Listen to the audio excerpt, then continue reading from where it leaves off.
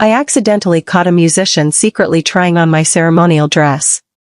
Floating above her appeared lines of text. Clearly, she is also a daughter of the emperor, yet Bojin can only sneak around in a princess's robe, even getting beaten 10 times by the cruel supporting character. How pitiful. Princess Jishan is both foolish and malicious. Thank goodness Shinjin never gives in and is helped in secret by the male lead. She deserves to be stripped of her title, exiled, and shamed. I am Princess Jishan, and I can only remain silent. Sure enough, the musician's name is Bojin. She says if I can calm down, she is willing to accept punishment. I wave my hand, 20 lashes. She wasn't satisfied with just 10 lashes. Double it, let's see if she yields this time. Sun Tao holds Bojin down, but Xiao Kongzi refuses to administer the lashes. If you go too far with the punishment, word will spread, and people will talk. He sounded like a loyal protector. But the floating lines had already revealed the truth. Xiao Kongzi has harbored feelings for Jinjin for over a decade. Even after becoming Princess Jishan's servant, he never betrayed her. How touching. It's a pity that the gentle boy next door is now a eunuch, no longer worthy of Jinjin. I smiled and said, this is my own palace. Everyone here is loyal to me. Who dares to spread word of this? Speak, and you'll be rewarded. Xiao Kongzi fell to his knees with a thud. I wouldn't dare. He still refused, pleading, it's just, the musician's hands are too delicate. I'm afraid she'll be crippled if punished too harshly. Sun Tao couldn't understand why this obedient servant would suddenly act so foolish, even signaling to Xiao Kongzi. I gave Sun Tao a cold glance. She straightened up and declared, to trespass in the princess's palace and disrupt the rituals is a serious crime. She ought to be handed to the authorities. The fact that she's only getting a few lashes on the palm shows the princess's mercy. This was Xiao Kongzi's last chance. He did not take it, stubbornly refusing to carry out the punishment. Sun Tao stopped helping him, her face ice cold. I sneered inwardly, so much loyalty, wouldn't he make a fine match for Bojin? I said, since you're so protective, I'll spare the lashes. Instead, you and she will become husband and wife, sharing food and life together. Xiao Kongzi sighed in relief. Bojin screamed, I may be a musician, but I am a decent girl. How can the princess force me into ruin with someone so broken? Xiao Kongzi, who had been begging me to withdraw the order, froze, then slowly said, you misunderstood, princess. Sun Tao slapped Bojin across the face, how dare you speak so rudely? I said, so I misunderstood, did I? Fine, let her choose, 30 lashes, or become a loving couple with you. Bojin, without hesitation, chose the beating. Xiao Kongzi's eyes filled with reluctance as he took up the whip. I said, Sun Tao, you do it. Sun Tao snatched the whip and struck, each blow sharp and clear. Sun Tao is truly the loyal hound of Princess Jishan. But being buried alive was too easy for her. Xiao Kongzi was forced into a corner, his face pale. Bojin screamed and sobbed, her mouth stuffed with a foul, ragged cloth by the eunuchs. After 30 lashes, her palms were swollen and bleeding. She spat out the cloth and sobbed, I accept my punishment, but the ritual music requires the ancient zither. Only I know how to play it. Now, with my hands ruined, no one can replace me. Speechless. In this desolate palace, where is Princess Jishan supposed to find another musician who knows the ancient zither? This is the beginning, the emperor's favor for Princess Jishan will start to fade. Soon, when the male lead makes his move, Jishan will be stripped of her title, imprisoned, exiled, and shamed. Sun Tao was furious, you still want to cling to the princess.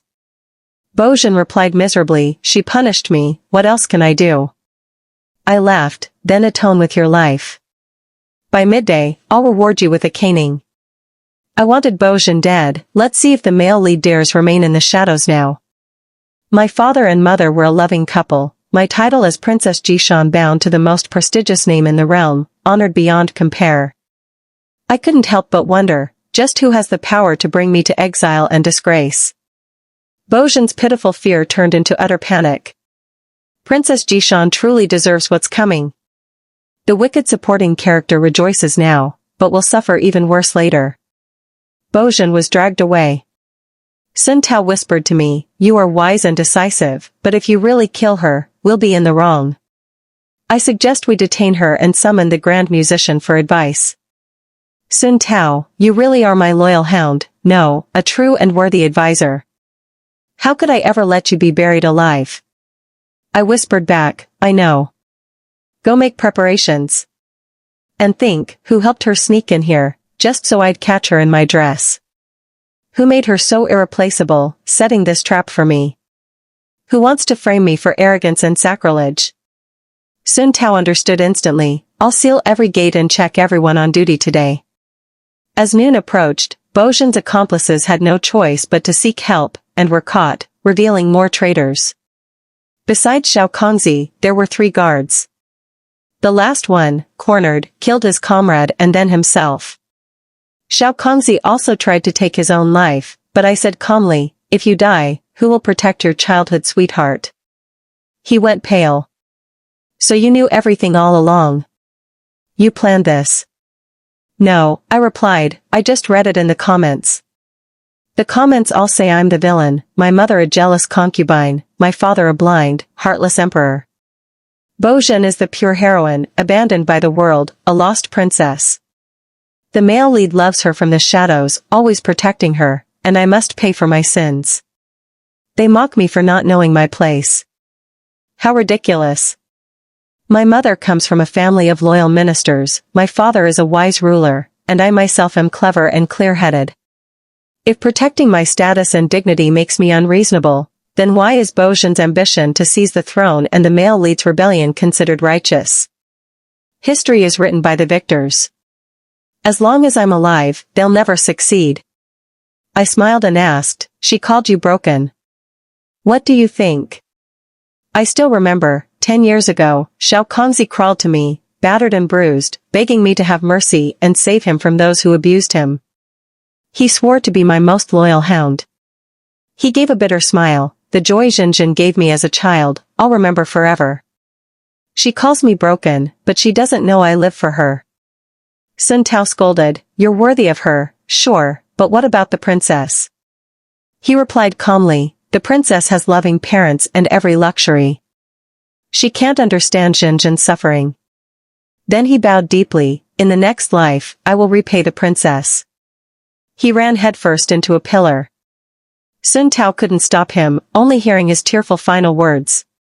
Princess, beware those close to you. The traitors among your servants have all been caught. Those close to me.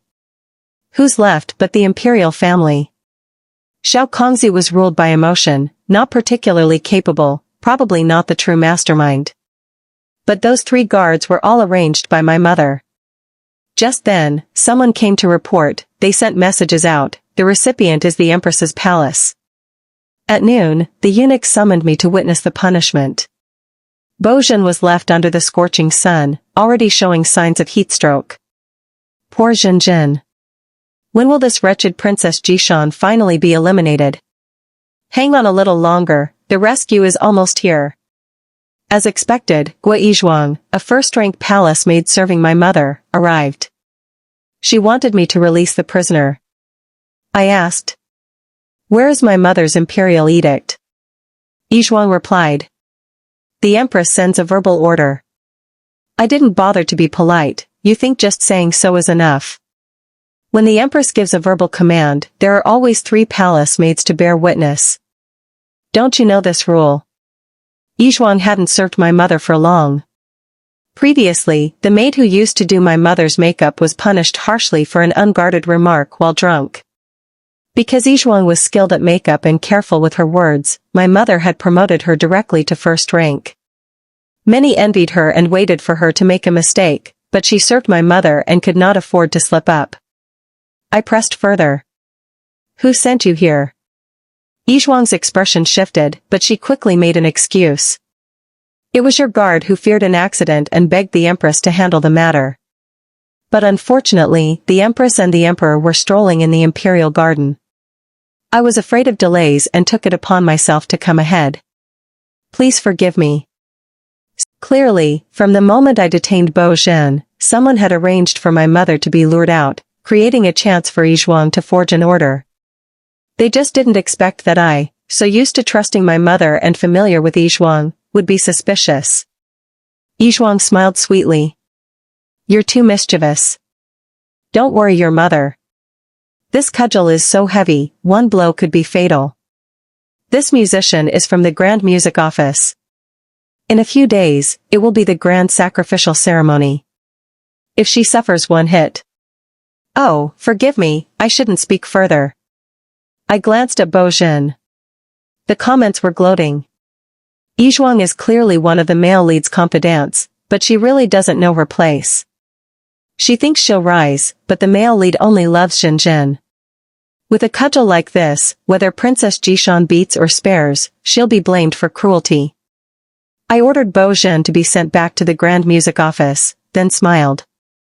Yizhuang, your mouth really is too much. I'll give you a single blow as punishment. Before she could react, Sun Tao, impatient already, took the cudgel, thicker than her own arm, and swung it down at Yizhuang's head. Yizhuang shrieked in terror, Princess Jishan is killing me. Save me. She clutched her head, trembling, still lost in fear. She hadn't realized it was not her head that had been smashed, but the cudgel itself. Sun Tao threw the broken cudgel on the ground, picked a tuft of fiber from Yizhuang's hair, and laughed. The cudgel is hollow, stuffed with cotton and hot sugar. How could it scare Yizhuang so much? You know the princess loves to joke. Don't hold it against her. Yizhuang regained her composure, remaining calm. Even if you misunderstand me, princess, you do not have the right to punish me without cause. Let the empress decide. I gave Sun Tao a look, and she promptly kicked Yizhuang to her knees, gripping her throat and pressing her head to the floor. I spoke slowly. Misunderstanding. I'm just trying to remember who always praised your clever hands, making my mother favor you so much. She was certain that as long as she saw my mother, she would be safe, thinking that meeting my mother would mean meeting someone else as well. I recalled. You're still young, with a bright future. Why risk your life for him? Seeking advancement. To pin a crime on someone, you first have to give them a burden so heavy they can't bear it. Yizhuang knelt for a long time, her breathing labored, blood rushing to her head, bound to make her emotional. She would certainly cover for whoever was behind her. What crime could utterly ruin the reputation of a prince over an affair with a palace maid? I feigned shock, covering my mouth. Yizhuang, aren't you 25 this year? By regulation, you're about to leave the palace, but for him you refuse to go. How bold, to consort with a prince. Right now, the empress is out walking in the garden, aren't you taking this chance to commit indecency? He is heartless and unfilial, daring to shame a maid so close to the empress. This is grave disrespect. You two are truly a pair of adulterers. Yizhuang's face flushed crimson. In the end, she burst out. The princess would never do such a thing. How could you sully the reputation of the prince like that? Good. Now I know who it is. Yizhuang also realized she'd slipped, her voice slowing and trembling. You tricked me. Sun Tao loudly praised, that's my princess. I clapped and laughed. So it's the eldest prince, sure of his place as heir, Prince Qi. Yizhuang, I'll grant your wish, you can be his favored concubine. Happy. Yizhuang trembled, collapsing to the ground. If she entered Prince Qi's harem, it would immediately prove an illicit relationship between the prince and the empress's maid. Prince Qi is already over 20, long past the age of needing his mother to arrange his marriage. If branded with this scandal, he'd never forgive her. Whether favored or lowly, in the end she'd be nothing but ashes. Yizhuang sobbed. I will obey the princess's command. I gently wiped her tears. What's there to cry about? You're clever, happier days still lie ahead. Those who are scorned for not knowing their place often make the best allies. Yizhuang asked. You want me to deceive Prince Qi and hide the matter of the musician? I shook my head. No, the opposite. Tell Prince Chi that the musician has been badly injured, her hands ruined, and no one within 100 li knows how to play the ancient zither. As for Princess Jishan, arrogant and rude, not only did she refuse to make amends, she even declared, "It's just a ceremony, what does it matter if one musician is missing? No matter what, I am a legitimate princess. The emperor won't be punished." Yizhuang said. "Be careful, princess, play with fire and you might get burned." Sun Tao looked on, proud as ever, but added, "Princess, I do have some reservations." I pinched her cheek, smiling. Prince Chi has been patient for years. I must give him an opening to make his move. Yizhuang said. "It's not as simple as you think, princess." I'll say no more. Wanting to surrender but only speaking halfway, what a habit. I said calmly. Bojin will never be made a princess. She'll always be a musician, no one can use my actions today to attack me. Prince Chi thinks himself the rightful heir, determined to inherit the throne. But marrying his own sister would be a scandal, he'll never acknowledge Bojin as part of the imperial clan. Yizhuang was startled. So you already knew? She no longer dared to pretend, and spilled everything. 3 years ago, Prince Chi disguised himself as a merchant and traveled through Jiangnan, where he instantly fell for the courtesan Bojin. She gave him all her silver, jewelry, everything she'd saved, hoping he could buy her freedom. Among these was a jade pendant, a token left by her birth father to her mother, a famed courtesan. Prince Chi recognized it as a style unique to the imperial family and sent Yizhuang to investigate, hoping to help Bojin find her father and then marry her, drawing her clan to his side. But the pendant turned out to belong to the emperor. So Prince Chi arranged for Yizhuang to serve my mother, planning to drive a wedge between the emperor and empress. At the same time, he sent Bojin to the Grand Music Office, setting her up to clash with my arrogance, then reported to the emperor that Bojin was his lost daughter. That way, both my mother and I would fall from favor, and the emperor's affections would shift to Prince Chi and Bojin. He could then posthumously honor Bojin's mother and ensure his own position as rightful heir was unshakable. I was at a loss for words. Why did you choose such a master? He wants to be crown prince, but thinks no differently than his own mother, a lowly laundry maid. She bore the eldest son, but even in death remained at the bottom, always obsessed with winning favor. My father is over 50 and still hasn't named an heir, simply because all his sons are mediocre, none stand out. Yizhuang gave a bitter smile. When my mother was gravely ill, Prince Chi gave me 10 taels of gold. Now, as my mother's favored maid, it's not much, but 3 years ago I was only a cleaning maid. It's easy to embroider on silk, but giving coal in the snow is true kindness. Prince Chi said 10 taels could buy 2 worthless lives. Thinking back, I really wasn't worth much, and failed even at that. When my mother was dying, it happened just as I was investigating the pendant's owner. He even cursed my mother to hurry up and die so as not to waste his time. Bad coal makes bitter smoke. What Yizhuang knew still wasn't enough to unravel the whole affair. My father has few children, I am his only daughter. The mothers of the princes are all of low birth, barely above courtesans themselves.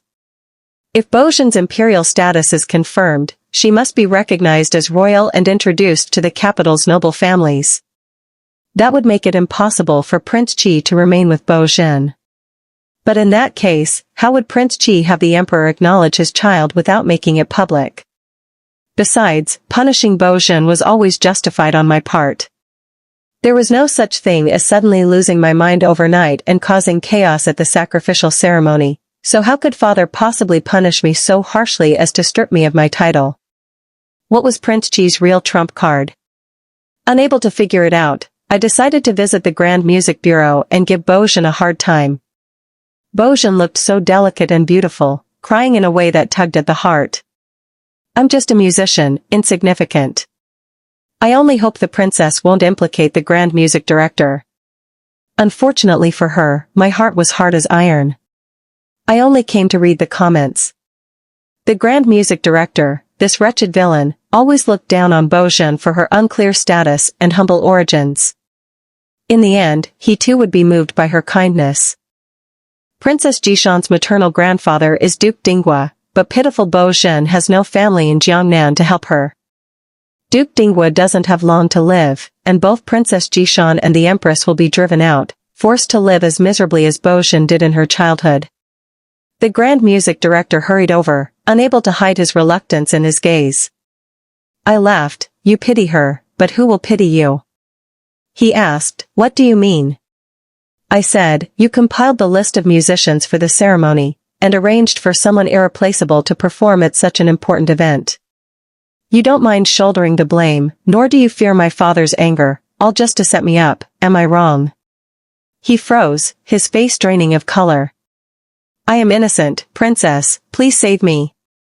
Before the sacrificial ceremony began, Prince Chi was chatting with several uncles when father summoned both of us for instructions. Suddenly, the chief eunuch rushed in, announcing that the Grand Music Director requested an audience. Father was surprised. He's always clutching his precious instrument. What could he possibly want with me? The Grand Music Director entered, trembling, and knelt. Your Majesty, one of the musicians was punished by Princess Jishan. Her hands are so swollen she can't perform. No one at the music bureau can take her place. Father didn't expect him to come here to denounce me, so he was stunned for a moment, then turned to ask. Huaying, is this true? I admitted calmly, yes. She's just a musician. If I want to punish her, I will. The Grand Music Director wailed. The princess wasn't satisfied with just one punishment, she chased her to the music bureau for more. I tried to intervene, but the princess wouldn't listen, she even bullied me. The chief eunuch watched father's expression, then said. The princess is deeply favored by His Majesty, surely you won't hold the director responsible. Seeing father remain silent, the Grand Music Director turned to Prince Chi for help. Your Highness, the princess disregards the rules, but I dare not defy her, I'm truly afraid. Prince Chi seized the chance to attack. Hua Ying, you punished a musician, disrupted the ceremonial music, sabotaged the ceremony, and disgraced the royal family. Father asked, then what do you think should be done? Prince Chi replied, Hua Ying should be placed under house arrest. I immediately explained how Bo Zhen had secretly worn my ceremonial dress and asked. Was it wrong for me to punish her? If the bureau can't function without one musician, isn't it right for me to ask the director to get things in order? Prince Chi questioned the director. How did Hua Ying bully you? The Grand Music Director listed everything in detail. First, I accused him of neglecting his duty. Second, I brought in a lady official skilled in music from my mother's side to replace Bo Zhen. This lady official imposed strict order in the music bureau, making the musicians feel the director was useless. Third, she didn't bring her own instrument and had to borrow his, which offended his obsession with cleanliness. Prince Chi was speechless, he couldn't believe it. You. He wanted to say this was nothing like what the director had pleaded for earlier. The director's words, though meant as complaints, were also faint praise. If I was accused of overstepping in the music bureau, my mother sending a ranked lady official to handle it was perfectly proper. The director continued to wail. My precious instrument, your highness must seek justice for me. Prince Chi's face turned pale as he unconsciously glanced at father. Father said coolly.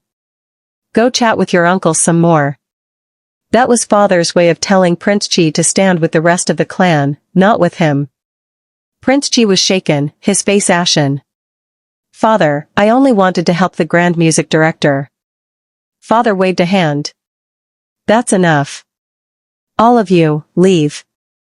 When only I remained, father finally showed anger. Foolish child. He rapped my head. You set up that old man. I clutched my forehead in protest. Father, you're wise, you must see who's really scheming. I managed to both fill the gap in the ceremonial music and clear my name. Prince Chi, meanwhile, only worried about the Grand Music Director and the musician, never asking why his sister was at fault or how to resolve it. Father always preferred the wisdom of hiding one's talents and feigning ignorance, but Prince Chi learned it backward and ended up a fool pretending to be clever. Father sighed. If only the eldest had even half your composure. If only you were more like your mother, knew how to hide your talents and yield. Then I'd have no worries about my successor. I replied with a smile. I'm your daughter. Isn't it good to be like you? After the ceremony, everyone returned to the capital. Prince Chi and his followers hurried home, many rushing to flatter him. But he couldn't admit he'd lost favor, only managing an awkward smile. Bojun was still recovering. I wanted to visit her a few times, but mother advised against it, afraid people would talk. I told her about Prince Chi's plot against me. Mother was furious. Prince Chi? How dare that boy?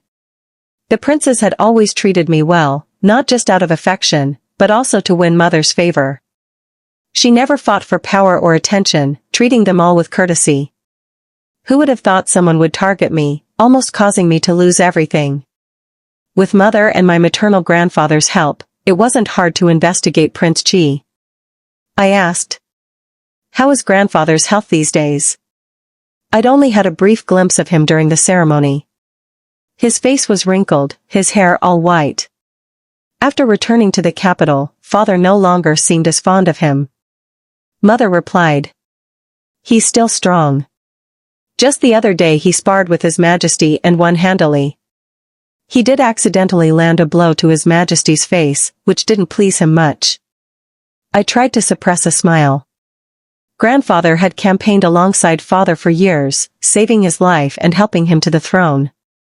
When father first ascended the throne, the great clans pressured him to take concubines. Father cleverly posthumously elevated a consort who died young and childless to empress, never naming a new one.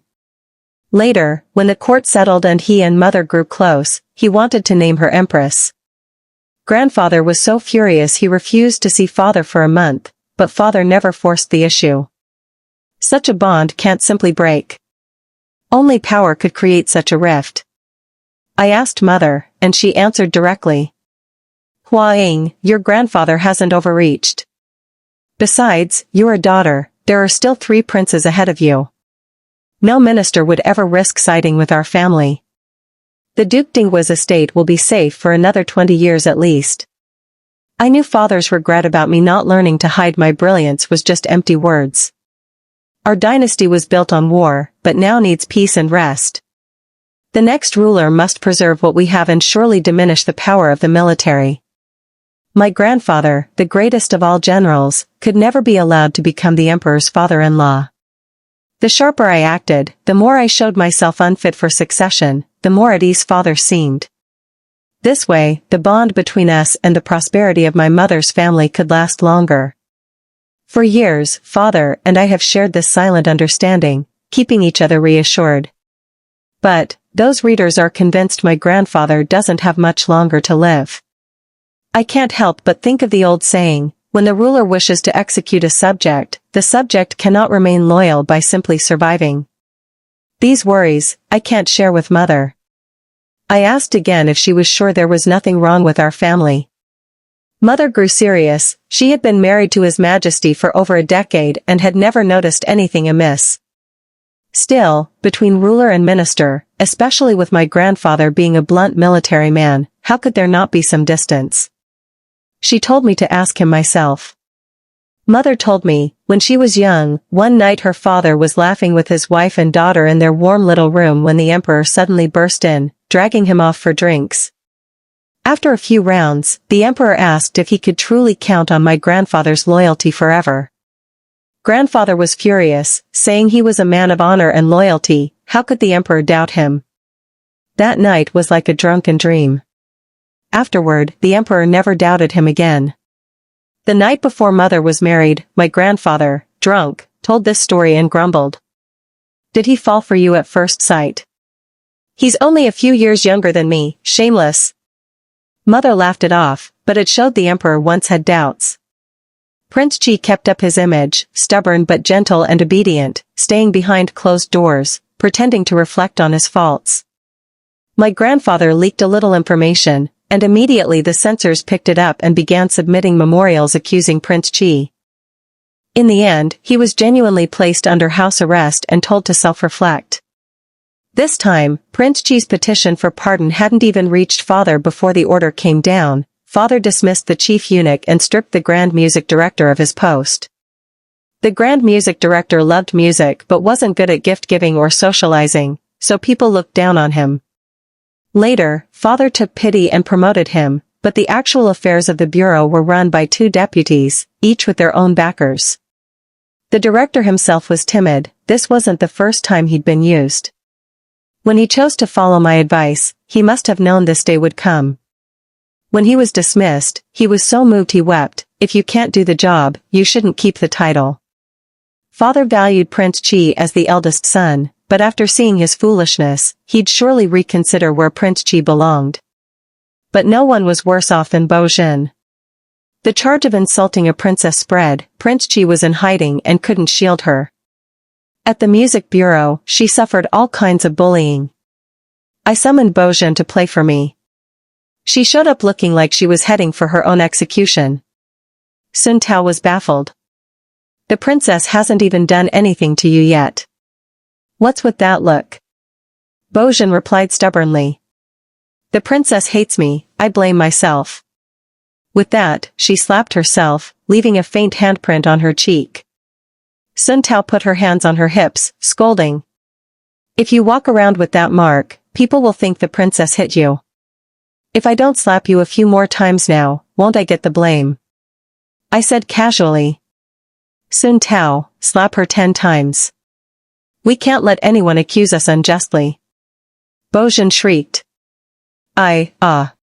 She didn't even finish before Sun Tao's slaps left her cheeks red and swollen like ripe peaches, tears glimmering in her eyes, but her gaze remained proud and her back straight as a lotus stalk.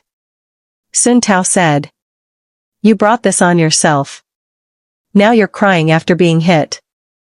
I'll reward you with a rag, help Xiao Chui clean the floor, and save the princess a couple of barrels of water. Really, Sun Tao was just jealous. Look at how beautiful Bo Jin was even when she cried. Heaven must envy beauties. Counting down to the day Sun Tao gets buried alive. The innocent heroine gets beaten, her tears pitiful. Luckily, I am the wicked supporting character, and hitting people really is satisfying. Sun Tao's scolding never repeated itself. I could listen for hours. But after a while, I realized something was off and stopped her. Enough, Sun Tao, you're too noisy. Distracted by Sun Tao's tirade, I'd missed a bunch of comments. Sun Tao glared at me. Princess. I waved her off. I want to hear the ancient zither. Sun Tao, wronged, moved aside but didn't forget to flatter me. No wonder you're my princess, never one to hold a grudge, and with such refined taste. I shot her a glare. Less flattery, use your head. Sun Tao and I had been together for years, almost family. If anything happened to me, I'd never let her take the fall. How could she end up buried alive? Where was that smooth flattery of hers today? She was making me angry. Sun Tao mimed sewing her mouth shut. All that was left was the sound of Bo Jin's ancient zither, soothing me, letting me focus on the comments. Princess Jishan is just jealous of Jin's beauty. One day Jin will pay her back with 100 slaps. Let's see, the male lead has now found Duke Dinghuo's weakness. Duke Dinghuo really is a fool. After fighting years of war with that dog emperor, the emperor married his daughter, made her empress. When he took that arrow for the emperor, why didn't he just die then? I clenched my fist in secret. Bo Jin, afraid I'd slap her again, asked softly. Was my playing bad? She knelt on the ground, playing, her frail form like paper, as if she'd collapse at any moment. I waved her away. Prince Chi's household had already planted spies. My grandfather spent his life on the battlefield, loyal to the country. How could he possibly have a weakness for others to exploit? Bo Jin gradually got used to coming and playing music for me. At first, she always wore old clothes, her body marked with bruises as if she were constantly abused. But lately, her clothes and jewelry had changed to follow the latest fashions, her face delicately powdered with fragrant rouge. Sun Tao asked, Princess, do you think she's beautiful? Of course she is. When Bojin is fully made up, she's so beautiful it's almost impossible to look straight at her, or, more accurately, her beauty is enchanting yet carries a certain malice. Sun Tao's gaze turned complicated, surprise, confusion, anger, and finally, understanding. Sun Tao said, "That's my princess, indeed." This time, for once, Sun Tao took the initiative to bring Bojin a little stool. Bojin bowed her head, pale pink nails gliding softly over the strings. Now, Bojin's only way forward is to please the villainess, all thanks to the useless male lead. Bojin desperately longs for her father's love, nearly succumbing to her stepfather a few times, but the male lead always protects her, compensating for the security she lacks with his masculinity. Bojin, don't be foolish. Even the villainess will be moved by Bojin, soon the whole world will love her. Suddenly, the comment screen expanded larger than usual, and I realized that at some point, Bojin had knelt right before me. She was so close I could see her long, feathery lashes like butterfly wings. Her black hair tumbled down, brushing her pale neck beaded with sweat. Her pink-tipped nails brushed my knee, like some seductive demon from legend. Bojin spoke softly, her voice fragile and naive. "Princess, how should Bojin repay your kindness?" I looked down at her and asked. "In front of everyone at the music bureau, how did you act to make them treat you as my favored consort and show you such special favor? Or were you just like in Jiangnan, where you told the proprietress that Prince Chi wanted to support you, had her praise your beauty and talent, then lured in a few wealthy young lords to drive up your price, so that Prince Chi would be infatuated, loving you like a treasure?" Bojin blinked innocently. Bojin doesn't understand, didn't know that young lord was Prince Chi. I lifted her chin, scrutinizing her face. "So this is how you got the jade pendant to Prince Chi, using him to bring you to the capital and into the palace. No wonder Prince Chi, even knowing you're his half-sister, still can't help himself." Bojin's brows drew together ever so slightly. I gave a faint smile. I have no taste for that sort of thing, nor any appetite for forbidden pleasures. "What you want, isn't what Prince Chi gives you enough?" Pain filled Bojin's eyes. "I endured so much, but Prince Chi doesn't care. Maybe men just can't be trusted. Besides, Prince Chi is my older brother." "Bojin, don't be sad. Once the male lead becomes emperor, he'll fast-track his pursuit of you." "Bojin, the male lead has his burdens. Your true identity can't be revealed too soon. You won't admit you love him, he won't make you empress. You talk to others, he gets jealous and punishes you, he really does love you." I felt goosebumps and waved her away. "Whether Prince Chi sees you as a sister or a lover, I don't care. Stay away from me. She's a rose with thorns, beautiful but painful to touch."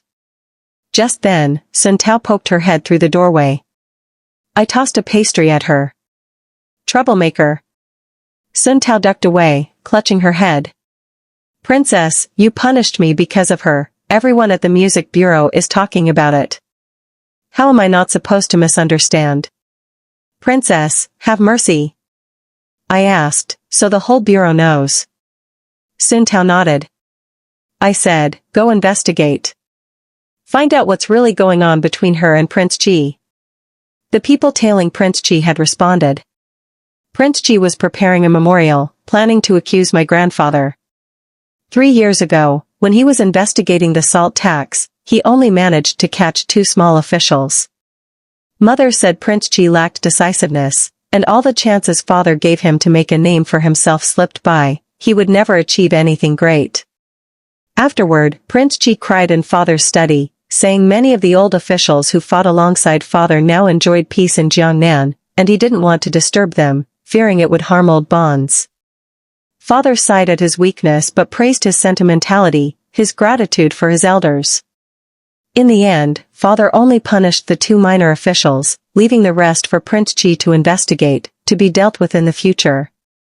Everyone guessed father was saving a group of corrupt officials for Prince Chi to practice on once he took the throne. But Prince Chi never truly understood, he only managed brief flashes of insight, making father temporarily reconsider his plans. For 3 years, he never once showed father the resolve and clear judgment hidden behind his loyalty. Instead, he kept making blunders. For example, this latest memorial accused Duke Dingwa of taking bribes and embezzling salt taxes. But my grandfather had always held key posts in the capital, unlike his brothers who retired to Jiangnan. The Dingwa estate had no property in Jiangnan at all. I found it laughable, he dared make such blatant lies. Mother's face was grave. Hua Ying, rumors are nothing to fear. What's dangerous is when there's evidence to support them. Prince Ji had records and receipts, all pointing at the Dingwa estate, and bearing my grandfather's seal. Fortunately, we found out in time, otherwise, we'd have been blindsided and unable to clear ourselves. That was a seal my grandfather used in his youth, lost for over 30 years. If father hadn't sworn to me he wasn't involved, I wouldn't have believed anyone could scheme for so long. Mother asked how the seal was lost. Grandfather was troubled, silent for a long time before finally telling her it involved a royal secret. Even though mother and I were family, he still wouldn't say more. I always felt there was a missing link. If I could just find it, everything would connect. Even if grandfather didn't say, knowing it was a royal secret was enough. I spent most of my time in the Imperial Archives, searching records from over 30 years ago. That was the era of the four princes fighting for the throne. Records were chaotic and incomplete. I had to piece them together myself. The historians wrote that at that time, father was still Prince Shun, locked in a contest of wits against the deposed crown prince and his younger brother, all the while showing his innate imperial bearing. But I knew these chronicles had been whitewashed after father ascended the throne. I understand an emperor's nature, trust half, never all. Few emperors ever ascend without competition. My father and his three brothers fought for almost a decade. When he first became emperor, he still had to be wary of the old ministers. Later, he stabilized the court by wielding military power, his battlefield reputation consolidating his authority. My grandfather often told me how hard those years were, how father nearly despaired a few times. He said, the deposed crown prince and his brother were both useless, together they didn't add up to one. And then the story would abruptly stop. Suddenly, I remembered what grandfather never finished. During the succession struggle, there was also a virtuous prince. The deposed crown prince and his brother were total failures, occupying their place in the record, whether glossed over or vilified, mainly to highlight father's abilities. That virtuous prince, however, was almost entirely erased, nothing but a name left behind, his descendants all lost in the upheaval. This alone was evidence of father's caution toward him. On the way back to the palace, Bojin stopped me. Since Prince Ji declared his love for her, he hadn't stepped into the rear court again. Prince Ji's consort, left childless and frustrated, quickly discovered the truth about Bojin. Among the nobility, there are countless ways to torment someone. Bojin suffered endlessly. She never expected Prince Ji to be faithful. Instead, she urged him to pay attention to the other women in his household, not just her. She only wanted to use Prince Ji. Still, he refused, no matter what. Bojin was bullied both in the music bureau and trapped between Prince Ji and his consort. She felt like nothing more than a plaything for the couple, desperate to escape. Ever since I had the rumors erased, and the favor vanished, Bojin's life became even harder.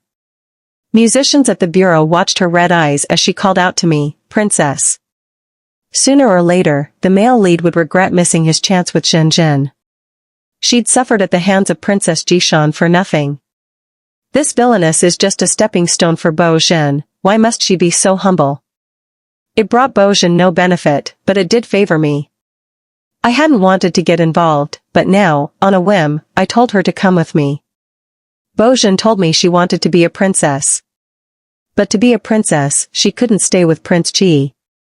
If the male lead ever played his trump card, the whole Princess Jishan family would be sent packing. Why was Bojin making trouble for herself now? It was all chaos. Did she really want to recognize that fake father of hers? Even if she didn't realize it yet, I felt a bit sorry for Prince Xian. I said, "You're in love with Prince Ji now. If you later hate me for cutting off your relationship, I'll have your skin made into a yuqin." Bojin shuddered. I am a trueborn daughter of the imperial house, meant to stand as his equal. He says he loves me but treats me as a plaything, gives me nothing. If you help me, I'll be grateful. How could I hate you? At that moment, the jade pendant was still in Prince Chi's hands. She had no proof, and dared not show she'd plotted against him, so all she could do was ask for my help. I nodded, met her hopeful eyes, and asked, why should I put a sister of questionable background and motives on equal footing with me? Bojan's face flickered through several emotions as I calmly watched the comments scroll across the screen. Think it through before you answer. Remember, I am the noble, your master, not a step for you to climb. Even if you become a princess, before me you're just someone Sun Tao might treat politely, no longer one slap after another, but never my equal. Bojan bit her lip and finally yielded. Her mother, a renowned courtesan, died young. Bojan grew up in a brothel, learning music, chess, calligraphy, and painting from childhood to raise her own worth, always afraid of being cast aside by the madam. But the madam saw her as different, kept her back for noble guests, raising her for 10 years. She made Bojan a famous courtesan in Jiangnan, training her delicate skin, sharp mind, and ambition to rise high. That's how her story with Prince Chi began. Bojan, afraid I'd misunderstand, explained, I never believed Prince Chi really loved me. Back then, he was afraid of being accused of debauchery, refused to buy my freedom. I never planned to leave with him. It was the madam who told me the jade pendant my mother left was the emperor's, so I thought to come to the capital and become a princess, offering up all my savings to Prince Chi. Who'd have thought he wouldn't even spare his own sister? I took a deep breath and said, if you dare lie to me, it won't be 10 slaps but 100, until you lose your head. Bojan covered her face, swearing she told the truth. She asked softly, Princess, when can I become a princess? She might have grown up in a brothel, but after months of abuse in the palace, she realized her lowly status. She couldn't stir up trouble and dared not scheme further. Bojan could only go with the flow, unable to resist the current. That's why the madam never told her the truth about her lineage, but worked directly with Prince Chi. The madam didn't want her to be a princess, but the empress of the next emperor, to revive Prince Xian's bloodline. Time was running out. I closed my eyes. You can't become a princess anymore. But I can help you force Prince Chi's consort to leave, so you can enter Prince Chi's household with a proper status, no more mistreatment. Prince Chi doesn't want you to become a princess. You don't have the jade pendant, your mother is gone. Without evidence, you'll never be made a princess. Bojan looked conflicted, thought for a moment, then agreed. After all, it was better than suffering at the music bureau. As soon as she left, Sun Tao peeked in. I didn't even have the strength to throw a cake at her. Prepare the sedan. I'm going to Canning Palace. 37 years ago, during the chaos in the capital, Prince Xian's consort returned to her family to give birth, but both she and the child disappeared, 2 lives lost, no body ever found. Prince Xian's consort was from Jiangnan. Bojan's mother died at 36 or 37, while my mother is 37 this year. My grandfather had once served under Prince Xian, but his blunt nature meant he never rose in rank. Later, a relative introduced him to my father, and he became a close attendant. Grandfather always said Jiangnan's spring breezes were beautiful by the river, but he only visited once, and it was an unlucky trip. I guess that was the time he went to take the life of Prince Xian's consort and her unborn child for father. But the emperor never found the body. He visited that night because he suspected grandfather might have helped her out of old loyalty, protecting her through childbirth, then raising her child as his own. My mother was shocked. That makes no sense. Father is blunt, not stupid. I managed a bitter smile. Sometimes the most far-fetched rumors have evidence to back them up. Grandfather was summoned urgently to the palace. He didn't believe it, and protested. I've followed the emperor for 20 years, he can't doubt me over gossip. I could only say, it's because father needs someone to live or die alongside him. Mother is a woman, so father has to endure. Later, you became a decorated general, the first among many. Father didn't want to be accused of killing an old general, so he married mother, brought her into the palace.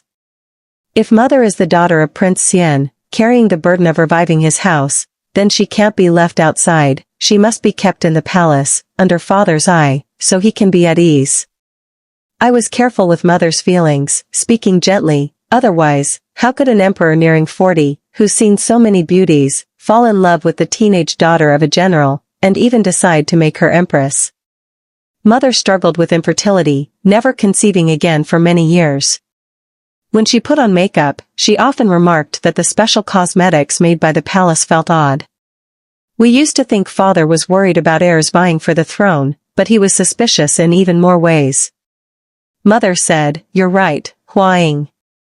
Grandfather muttered, "My daughter was so young, yet that old emperor harmed her, and even believed gossip about her, doubting her identity, how shameful." Mother smiled, "Father, I'm not a weak girl anymore." Huaing, don't underestimate your mother. I've been empress for 20 years. At this point, even if Prince Xian's old faction tried to challenge father by changing the bloodline, it's meaningless. Huaing, you called both me and grandfather here, you have a plan, don't you? I answered, once the old Prince Xian faction is ready and strikes first, there will be no way to recover. It's hard to prove innocence, better to throw everything into chaos and make everyone uncomfortable. Lately, Prince Ji's household had been in turmoil. Prince Ji's consort demanded a divorce. 3 years ago, his first consort had died suddenly, just as father was considering naming an heir. He personally chose a noble, talented, and beautiful young woman from among the court maidens to be Prince Ji's new wife. Prince Ji was behind the first consort's sudden death, mainly to prove his determination to the old Prince Xian faction, showing that, once he ascended the throne, he would make Bo Zhen empress. Unexpectedly, after father arranged the marriage, Prince Ji experienced the powerful support from his new wife's family. He no longer wanted, nor dared, to let another consort die so suddenly. Prince Ji kept his wife, but her condition was that he must sever all ties with Bo Zhen, something he could never agree to. Behind Bo Zhen was the entire old Prince Xian faction, the very force that could help him seize the throne if needed. Prince Ji's consort was strong-willed. She didn't hesitate to return to her family, openly citing jealousy and childlessness as reasons to request a divorce. Her mother also came to Prince Ji's residence, using both emotion and reason to push for the marriage's end. Afterward, the consort cursed Bo Zhen, vowing to strike her every time they met. Bo Zhen came to see Prince Ji at the residence, just as the consort was packing her belongings. As the daughter of a military family, the consort knew some martial arts. She dragged Bo Zhen by the hair, beating her from one end of the street to the other, drawing the attention of all the neighborhood ladies at their windows. Bo Zhen, sobbing, pleaded with Prince Ji for help. In a panic, Prince Ji granted her the status of minor concubine, allowing her to stay temporarily in a separate courtyard. The consort's father was a high-ranking officer, commander of the palace guards, and regularly criticized Prince Ji in court, something that irked father. Matters of the inner residence weren't easy for father to intervene in. My mother was ordered to help resolve things, and summoned the consort to the palace.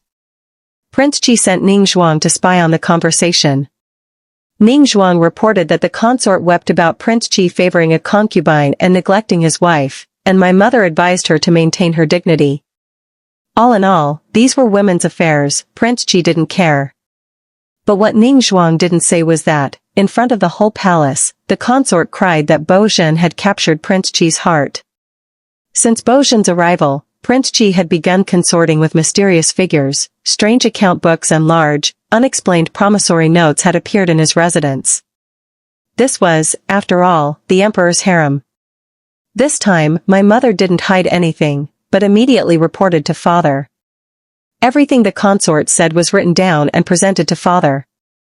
The more he read, the more it looked like Prince Ji was gathering troops, plotting to seize the throne. Father began a secret investigation. My grandfather wanted to come forward as a witness, but mother and I each held one of his arms. Every ruler is suspicious by nature, only by letting father discover everything himself would he trust it. If we acted too obviously, he might think we were setting a trap for Prince Ji. Grandfather sighed, after all these years as brothers, how did we end up so distant? He was a man who valued loyalty and brotherhood, a straightforward general.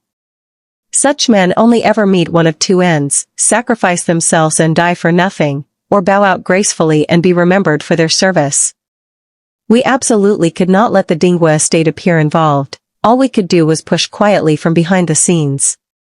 Prince Chi's consort was now divorced, no longer constrained by scruples.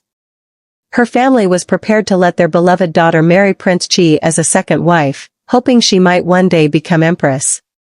If not, then it was simply a wrong choice, but if Prince Chi tried to use her to seize the throne and then harmed her, their fury would know no bounds. If Prince Chi rebelled with the old Prince Xian faction and succeeded, her family would gain nothing. If he failed, as the wife's side, her father, a powerful military official, would surely fall under suspicion. The consort herself cared little about being seen as a bad wife, she was simply afraid. She'd failed to recognize the ambition and stupidity behind Prince Chi's timid facade and nearly brought disaster on her own household. Now she could only be thankful for imperial mercy. The time had come. The empress began to summon the second and third princes repeatedly. Soon, rumors spread that the empress was considering adopting one of them. Prince Chi grew anxious. After consulting with the old Prince Xian faction, he rushed to see father late at night. Father held the memorial, watching Prince Chi perform before him. Prince Chi accused me and the empress, describing how he'd discovered something strange between us, and traced it to the truth that both of us were actually descendants of Prince Xian. He declared that the empress and I should be exposed and punished, and that if Dingwa was found to have shielded the daughter of a traitor, he too must be punished severely. Father asked, "Are you finished?" Prince Chi nodded, completely unaware that father was already holding a memorial detailing everything reported by the spies he had sent to Jiangnan, as well as the findings reported by the consort's father, even as he admitted his own failings. Father flung the memorial into the air, paper scattering. "So you still want to frame the empress and Huaying? Why did I ever have such a son, so faithless, disloyal, and unfilial?" Prince Chi scrambled to pick up 2 sheets of paper, and a single glance left him so terrified he could barely stand. He stammered, "Father, your son was wrong." Father asked coldly, "Do you have anything left to say?" Suddenly realizing the situation, Prince Chi's face went white, and he gave a cold laugh. "Father, it was you who forced me." The old Prince Xian faction had already infiltrated the capital.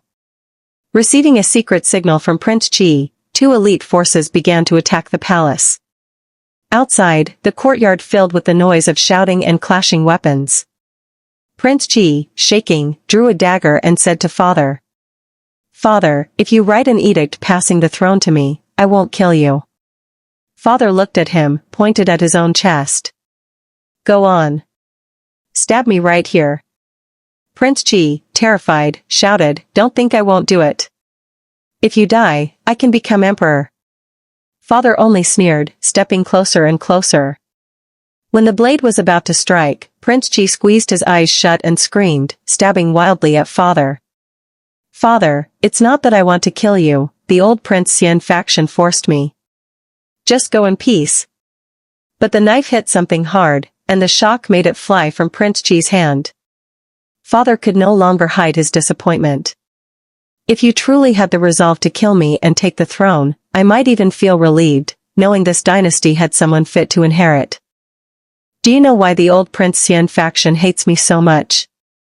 Prince Xian was a master of psychological games. He caused my empress to be thrown into the cold palace, humiliated by eunuchs until she died, her unborn child perishing with her. I had to fight stray dogs for scraps to survive. Later, I killed him for the throne. Even when I dealt with the deposed crown prince and his brother, I still rewarded them to show mercy. But Prince Xian, his body, his descendants, I have never, and will never, spare a single one. Outside, the sounds of battle gradually died down. Prince Chi's consort's father, as commander of the palace guards, had anticipated the attack by the old Prince Xian faction. Tonight's coup had always been within father's control. Hearing this, Prince Chi finally understood there was no hope. His eyes rolled back in terror and he collapsed, unconscious. Father called my mother from behind the screen, held her hand, and said, "The rebellion is over.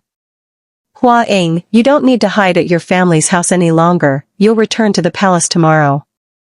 As for Bo Zhan and the old Prince Xian faction, everything will be taken care of tonight." The Empress nodded. Father sighed, "It's a pity, of all my children, only Hua Ying has true ability. I honestly don't know who will succeed me." The Empress squeezed his hand and said, "If you can't choose, let me do it." Father frowned. Suddenly he realized his body was no longer obeying him, something was wrong. "Empress, you've poisoned me." The Empress replied, "Your Majesty is old, and tonight you suffered a fright in the palace upheaval. A stroke is only natural, how could you say I've harmed you?" Father said, "I've never wronged you." The Empress smiled faintly. "I know, Your Majesty had feelings for me. For all these years, even while suspecting me and Hua Ying of being Prince Xian's bloodline, you never had us killed. So, I never tried to kill you, either. But if you kill Bo Zhan and all the old Prince Xian officials, will you ever fully let go of your suspicions toward me and Hua Ying? You favored me for 20 years, and I've stood by you for 20 years. No one knows an emperor's suspicions better than I do. I will adopt either the second or third prince, and the Dinghua estate will not form any new alliances. My father will surrender his military power. For the next 30 years, our family's descendants will enter the civil service only through the imperial examinations, never the military. The new crown prince's bloodline will be pure and unquestioned, and the power of the maternal family will never grow too great. I will nurture the crown prince just as you wish, will that satisfy you?" Father could no longer move his left arm. The Empress had to hold him up, the two of them gazed at each other for a long time. Father, now past 50, showed clear exhaustion. He leaned against the Empress and closed his eyes, sighing, "Fine, I agree. If neither of them are worthy, continue raising the crown prince's son." The Empress personally ground the ink for Father so he could write the imperial decree naming the new crown prince, leaving the space for the name blank. With that decree, the palace finally settled. The old Prince Xian officials were all rounded up. Father planned to exile Prince Qi to Qingzhou, and asked me if the punishment was sufficient. I didn't say whether it was or not, only, he's still the eldest son. He should at least be allowed some dignity. Everyone saw clearly that, all these years, Father had always shown some measure of leniency to his eldest. Such mercy could spark yet another rebellion, just as the old Prince Xian faction had hidden for so many years. Father sighed and changed his mind, demoting Prince Qi to a commoner and exiling him to Qingzhou. Everyone knew, on the road to exile, anything could happen. As for Bo Zhan, the night of the coup I had her sent away under the pretense of escape, but in reality, she was under house arrest. Only now did she learn her true origins. Prince Xian's consort and her unborn child had died, but that night, there were several lowborn concubines with her, without official titles, serving by her side. One of them didn't even know she was pregnant. She later gave birth to Bo Zhan, Bo Zhan's mother. Bo Zhan, panicked, begged me to save her. Looking at her, so close to death, I couldn't help but feel regret. If only some of her beauty could be traded for wisdom, cunning, or power, how did she end up like this? But I wouldn't save her. Showing mercy to the enemy is only digging your own grave. Still, there's hope for you yet, Zhen, go to the second prince. He'll shelter you. The second prince had already fallen for Zhen at first sight when he visited Prince Qi's manor. And when Princess Jishan was exiled and beaten to death, he only fanned the flames, unlike the third prince, straightforward and clueless, who secretly collected the bodies from the Dinghua estate. Zhen, how could you be so blind, never listening? The second prince appeared dutiful, while the third prince did nothing remarkable besides his regular visits. Mother favored the second prince. I quickly advised her to observe him a while longer. The second prince was praised endlessly in the commentary. It was impossible for me not to be wary of him. After some observation, I discovered the second prince had used forbidden sorcery to curse Father and several ministers who opposed his views. At that point, there was no denying it, the edict for crown prince could only bear the third prince's name. Luckily, the third prince performed well in governance. He wasn't clever, but he never doubted those he chose to use. Unlike Prince Chi, he put the officials at ease, fit to be a steady ruler. Bojun was locked in the death cell. I went to see her one last time. The comment window was gone. Bojun wore a prisoner's robe, calm and composed. In just a few days, she seemed to have endured countless hardships, her eyes now carrying a depth of experience. When she lifted her head and saw me, she broke into a bright smile. As I thought, you saw those comments too, that's why you knew how to act. That night, I dreamed a dream, from Bojun's perspective. As a child, Bojun saw strange words all around her. The comments praised her endlessly, making her blind to her own arrogance, until Princess Jishan suffered defeat after defeat. After years of struggle, storms and shifting fortunes, Princess Jishan was finally sentenced to exile, sent somewhere colder and more remote than Prince Chi. Bojun deliberately dressed in princess robes to humiliate Hua Ying. Hua Ying, dressed simply in her cell, her face pale, cheek bruised, but never broken, she still radiated the brilliance of Princess Jishan. Hua Ying did not get angry. She only smiled. You think I've been defeated? As long as I'm alive, I still have a chance. You will never find peace. The comments said Hua Ying would die on the road to exile, killed by Prince Chi's men. Bojun looked at the scrolling words and replied. You have no chance to come back. Hua Ying gazed at her for a long while, then suddenly understood. You can see things I can't. I never imagined you two had such a strange trick. Bojun said. I live within a prophecy. Hua Ying smiled. You just live in a dream. Let's bet, you'll never become a princess, nor an empress. Bojun didn't mind. And so? Prince Chi killed the emperor, strangling him. Prince Chi ascended the throne, but only as a defeated, stray dog. She thought she would become a noble princess, just as Hua Ying once was. But for some reason, her identity changed, she was not the late emperor's daughter, but Prince Xian's bloodline. The old Prince Xian officials pushed her up as empress, but the new emperor barred her path. In the end, she had nothing. The murder of the emperor was the plan of the Prince Xian old guard, both the new emperor and Bojun were only pawns. The new emperor dreamt of the late emperor, Bojun dreamt of Hua Ying, neither could find peace.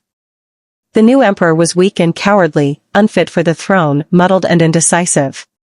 The old Prince Xian officials wanted Bojun to bear a child, to use the baby as a bargaining chip to control the court. The new emperor vented all his frustration on Bojun. She was locked in an iron cage, forced to suffer humiliation at his hands. Bojun had once had a child. The new emperor struck at her belly with every blow, cursing, Whore, do you want to control me too? Do you think you're Hua Ying, or Hua Ying's mother? You're just like me, nothing more. After her miscarriage, she could no longer bear children. The old Prince Xian officials and the ruling ministers each had their own ambitions, eventually forcing the declining emperor to abdicate. In his rage, the new emperor grew even more cruel, tormenting Bojun mercilessly. He had once loved her beauty, now he forced her to display her ugliness for his pleasure. The comment window still watched on, amused. He didn't mean to, poor Bojun. Can't wait for her revenge. The male lead's hopeless. The second prince is waiting for his chance, let's hope the side character takes the throne. They watched her life like a play. She was nothing but a character, without flesh or blood. She began to fear the comments, but they always appeared before her eyes. Later, when war broke out, Bojun finally escaped, surrounded by mountains of corpses, rivers of blood. The once flourishing capital, the beautiful landscapes of Jiangnan, how had they become this? When the second prince found her, Bojun saw her own future through the comments, and finally ended her own life. Before she died, she seemed to see Hua Ying. Hua Ying was just as before, smiling calmly. This wager, you lost. Bojun thought it was only an illusion, closed her eyes at last, and shut out the comments. She whispered, "It's because of these comments that I became this way. Why was I made to see them? If Huaying could see the comments, how wonderful that would be. She'd be frightened too. She'd go mad too. But Huaying can't see the comments. If she could, she would definitely find a way." When I woke, I still seemed to hear Bozhen's cry in my ear, as if an eternity had passed. "Your Highness, it's breakfast time. The palace kitchen has just made 8 kinds of pastries, they look delicious. Try some." Sun Tao poked my cheek with fingers still scented with pastries. The warmth lingered. "Why aren't you eating, Your Highness? This is the first time I've seen you get up so late." I grabbed her hand and turned my head. On the table were 8 plates, each piled high with cakes. Sun Tao grinned proudly. I snapped back to myself. "Let me try them first, then you can have one, alright." Sun Tao winked. I said, "Fine, take 2. Sun Tao pouted, "One's not enough." I groaned, "If you bring over all 8 plates, you'll turn me into a pig." Sun Tao clapped her hands, "That's my princess. So thoughtful, so generous." I couldn't hold back anymore. "Stop flattering me." Zhuangzhou dreamed he was a butterfly. He couldn't tell if he was Zhuangzhou dreaming of a butterfly, or a butterfly dreaming of Zhuangzhou. I just live in this world, in the present. The end.